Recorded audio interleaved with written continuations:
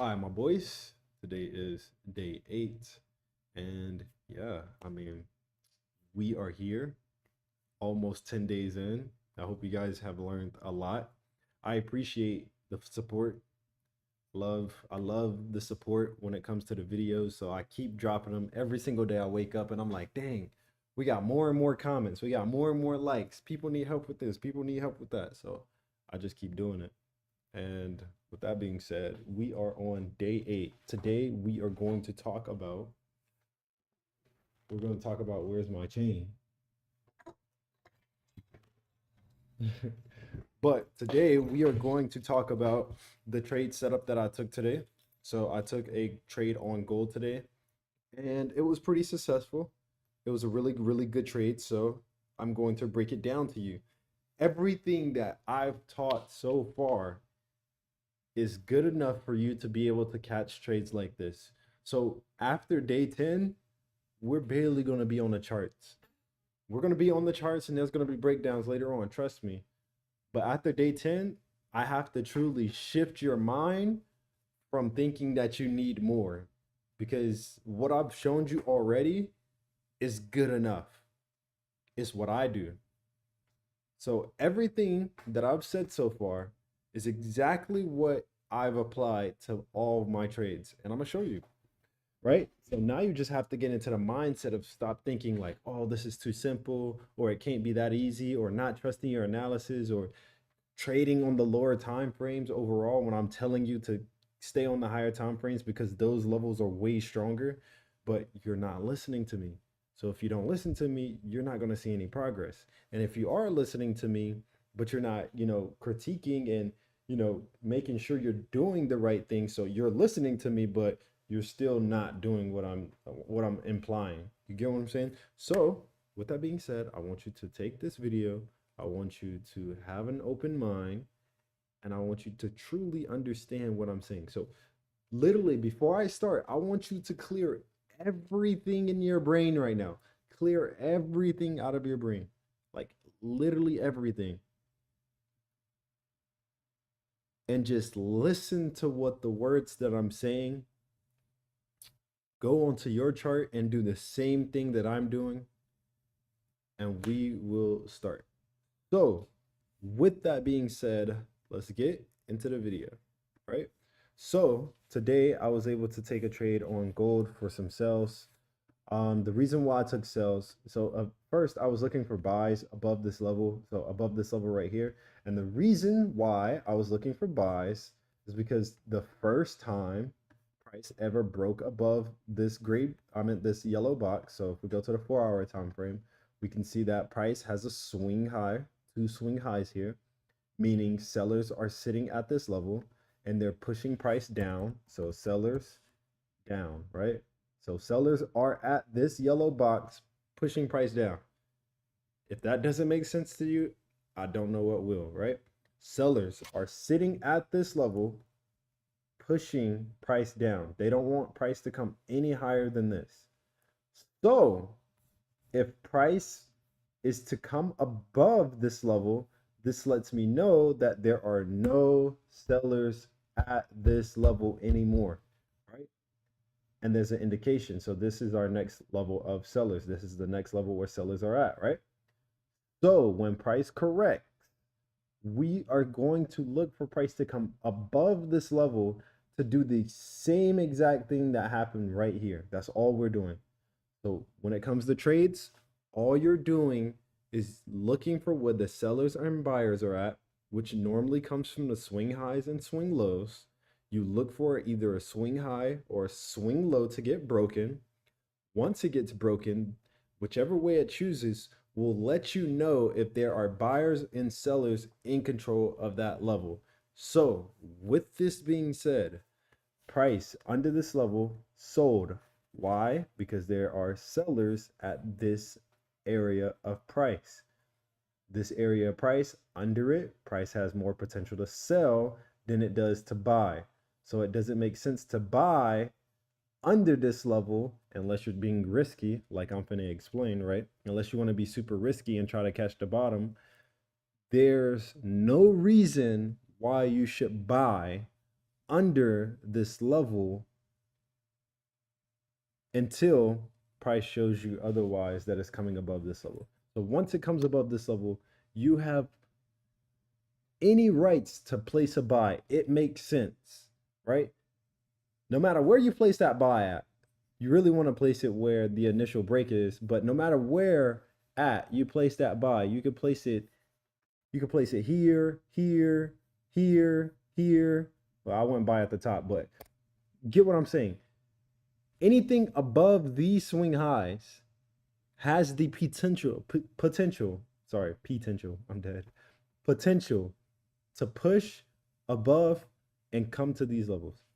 So with that being said, this level of support, we can see that buyers are pushing price above this level. So since buyers are pushing price above this level, we started to see, this is actually what I did last night. Last night, I took a little risk on the 15 5-minute time frame. I seen price make this level of support here, so I kind of bought off of this, knowing I wasn't supposed to. I just wanted to, risk some money, put some money into the market because I was bored last night. I needed something to do. But the right place to do it is above this level. So my loss doesn't even count. My loss doesn't even count because I was being dumb. I knew I was doing the wrong thing, but I just wanted to make some money if, maybe price would have came up during out of session. But besides the point. So this level right here, remember, it came from the 4-hour time frame. So that level came from the 4-hour time frame. With that being said, let me make sure we still rolling here. We still rolling. This level here, we can see that buyers are sitting at this level, pushing price in the different direction, pushing price up. So the moment, and today we might just call this reaction, right? Right? The moment that price breaks under this level, there's two ways that you can trade ICC, right? That you can use the indication, or you can purely just go off the fact that price has built structure that you can go off of, right?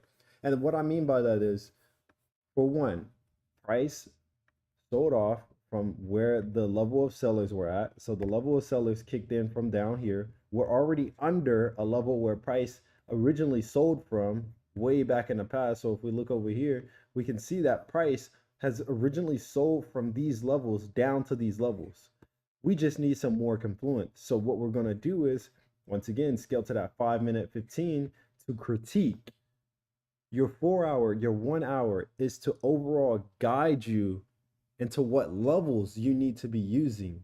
You need to be using the higher time frame levels because these levels, they break, and then that means price is looking to go in that direction with a strong push.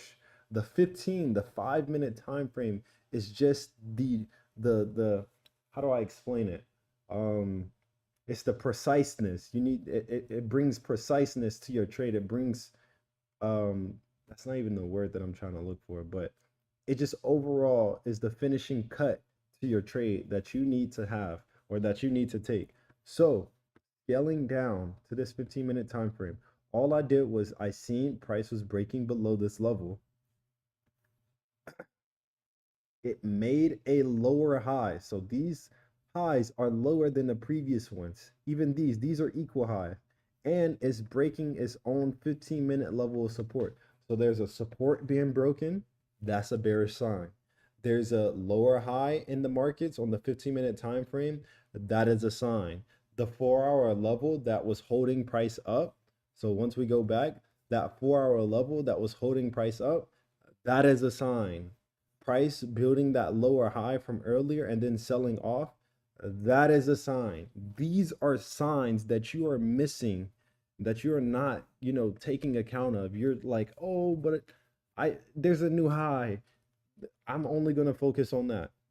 Don't focus on one thing. Follow price and everything it does. Every single thing it does, it is for a reason. So you need to follow along with what price is doing because it's showing you, hey, I'm going to do this. And if it wants to do that, you follow it, right? Maybe I did want buys on gold. Maybe I did want sells on gold. Who knows? I was just following price. Price broke a level of support. Price made a lower high, broke a 5 minute, 15-minute level of support. So I was comfortable with taking this trade. So if you guys follow me on Instagram and any other of my socials, you definitely see me post this today. But the reason why I took this trade, and we can go back to that 15-minute time frame. We can go back to that 15-minute time frame. And the reason why I took this trade was because of those reasons that I explained. 15-minute, 5-minute break of structures, the 4 hour level of support being broken, 1 hour aligning with everything. The 4 hour is bearish, the 1 hour is bearish, the 15-minute is bearish, the 5-minute is bearish. There is no other reason why I shouldn't get into that trade.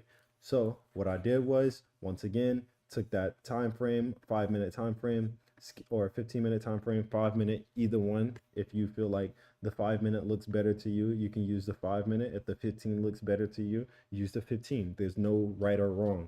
Just do not use the 15 and 5-minute to build the structure. Do not wake up in the morning and mark your charts up on the 15-minute time frame and the 5-minute time frame.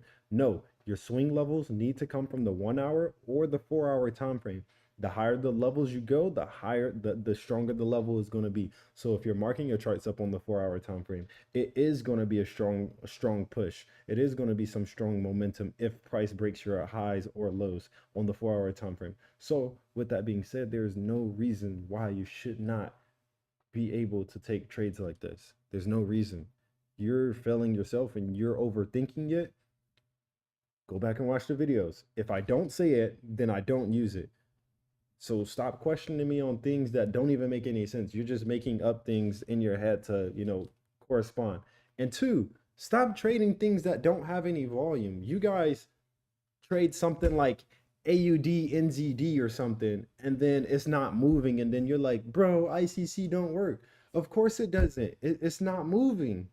Trade something with some volatility. Suck it up, build some capital to the side, learn, study ICC. As you do that, as you learn, once you feel comfortable enough to actually come into the markets, trade on demo if you have to, but onto the side, stack some money to the side. Once you feel comfortable, come into the markets. So that way you can probably have, I don't know, $500, $1,000, $3,000 before you start trading, because you're trying to trade NASDAQ and gold and you only have 50 bucks. Stop trying to get into the market with a little bit of money and trying to come out with like thousands of dollars. Like, you have to have a skill. And I tell people all the time, people that do all these small account builds and all this and that, bro, you're taking a risk by just doing that itself. You don't want to do that to yourself because, one, let me tell you why you don't want to do that to yourself. If it's your last $50, then overall, if you lose your last $50 in the market, which you're already going to lose, you're a beginner trader. Your chances of winning and coming out of the markets successfully with, let's say if you start with $50 or $100, your chances of getting to $1,000 are very slim. I'm not saying it's impossible. I've done it before. Tons of people have done it before. But your chances, I've done it before. Let me phrase it like that. I've done it before, but it has taken a while for that one successful account to actually go to 1,000. And most people will not tell you that. Most people will not tell you how many tries it takes to get to a certain level, right? So with that being said, there's a gnat right here. You have to understand that you have to stop being scared. And two, you need to start trading things that actually has some movement, some volume. Fuck what I know. I used to say this too, but then somebody told me some real things. Like, if you really think about it, the people that really make a lot of money in trading, and I'm not talking about the gurus. I'm talking about people that actually trade. They don't trade no fucking AUD, NZD, no fucking CHF, JPY. They're not trading that, bro. They're trading gold. They're trading oil. I'm pretty sure oil is something. I'm naming commodities right now. They're trading NASDAQ, they're trading US 30, some are trading SPY. These things move. They have movement. They're moving. They're super volatile. You can make money every other week, every day, if most. but I wouldn't recommend trading every day. You know, give yourself some break. You need to have this brain cleared out when you're trading, right? So basically, I'm gonna finish explaining the trade. I'm sorry I got off track, but you guys gotta really understand. How do you catch all these moves? How many setups you take a week? How many I got bros, bro? First of all, I only take maybe like 6 or 7 trades, maybe a month, 6 or 7 trades a month. You want to know why? Because trades like this, they go on for 2, 3 days. You can carry them on throughout. I've already closed this trade, but like this is probably a trade that I could have held for a couple more days, but price got to support. I felt comfortable, so I was targeting this level here. Once again, I was targeting this level because that is where, if we scale out, come on, come on. That is where our swing low is. That is where buyers came into the market at this level. So price sold all the way down to this level. Buyers got into the markets. They started pushing price up. Price started showing signs of being bullish. Of course, there's going to be some liquidation here before price goes back up on another run. But that is why I got into this trade. So it could probably do the same thing. Buyers start kicking into the market, start trying to push price up, gold starts to rally, whatever the case might be. You just follow the reactions. You do not tell the market what you want it to do. You follow whatever it tells you to do. So the markets is showing you, hey, buyers are here, sellers are here. Follow along with what they're saying and just go with it, bro. Stop trying to be this fucking genie, bro. Stop trying to be a genie. You're losing money because you're trying to be a genie. That's why you're losing money. You're losing money because you want to be the fucking all see all know all, bro. You don't have a fucking crystal ball. And I'm sorry for cussing so much in this video, but bro, like you don't have a crystal ball. Just follow what price is doing. Stop holding yourself on one setup. Stop holding yourself on one trade. Get off of the smaller time frames, bro. I don't know what stresses me out more. Y'all sending me 5 minute charts or y'all sending me freaking NZD fucking ERG or some shit. I don't know. I don't know what makes it worse. You trading on the lower time frames and or you trading something that just has no type of volume to it. And when I say and I know some people are going to be like, "But GJ has volume, but GU has volume." Bro, I kid you not, bro. Save your money up, study, play on demo, study, play on demo, see how everything goes on demo. Once you feel comfortable and you've saved some bread to the side, 500, 1,000, you know how much, you know, I always bring up this story. I was trading one day, saved up for 2 weeks, 3 weeks, $900. And I didn't have skills at this time. I barely had any skills. I was making 10 bucks, 20 bucks, losing, losing, losing. But this one day I was like, let me just, if I have more capital, I'm gonna make more money. No skills though. I had capital, or I was building capital, but with no skills, right? This crazy story. Or you already know the story, right? Fucking finish what I'm finna say in the comments if you know the story already. Traded 900 bucks, put it into an account. Took me 3 weeks, 3 weeks to save up that money. In 5 minutes, I lost all that money that I saved up on my 9 to 5 job that I worked for 3 weeks to build up that $900 just to lose it all because I was thinking I was a genie. I was thinking like I just knew it all. I came into the market with no skills and it humbled me. So when I tell you I got a second job, I built up my capital again, and once I felt comfortable after studying long nights of how to read price, once I stayed up all these nights, I then put $3,000 into an account and then I started to build slowly my account slowly. And then as I started to stack a little bit of bread on top of it, once I went from 3,000 to 10,000, 10,000 to 20,000, then I started taking, risking a trade here, like taking a risky setup here or taking this setup. You could take whatever because now you have room. You want to just, all you want to do as a beginner right now is get out of the tight space. You're in the tight space right now. Anything under $5,000, to be honest, anything under $10,000, you're in the tight space. 5,000 is good. 10,000's you're there, right? And then you can scale from there, right? But if you're anything under $500, $1,000, you're really in that tight space. You just need to move yourself from $1,000 to 5,000, and then move yourself from 5,000 to 10,000 without risking so much. You need to build a system where you're coming in with consistent gains, not, oh, I have 500 and then the next day I have 3,000. That's a good, don't get me wrong, that's a good trade. That's a good setup, but you want to build something consistent where it happens all the time, right? Or it happens every other setup that you're taking, $500 a day, or, $1,000 every other day. Like once you build up, that's what you want. That's what your consistency is going to look like. Most of my trades, I know I'm going to get to like maybe 100K, maybe 50K. It's somewhere roughly around those ranges. Sometimes I have a bigger day. You never know. I might put on a bit more risk. Sometimes I have bigger days, but most of my trades, they're around 100K, 50K to 100K, right? And I know that's my range, right? So with that being said, stop trying to be a genie. Build some capital to the side. Once you build the capital to the side, you need to overall think about, okay, I'm going to take this capital and I'm going to slowly build it, because what people do not tell you, and what people like, fuck that 1%, 2% shit, 3% shit. You need to overall think in your head, how can I replace my job? How much do I make in my job? How much do I make a day in my job? I make $50 a day in my job. I make $100 a day in my job. I work 5 days a week. Okay, bet. Okay, bet. Okay. That means that I need to be making around maybe $60, $70 a day off my trades.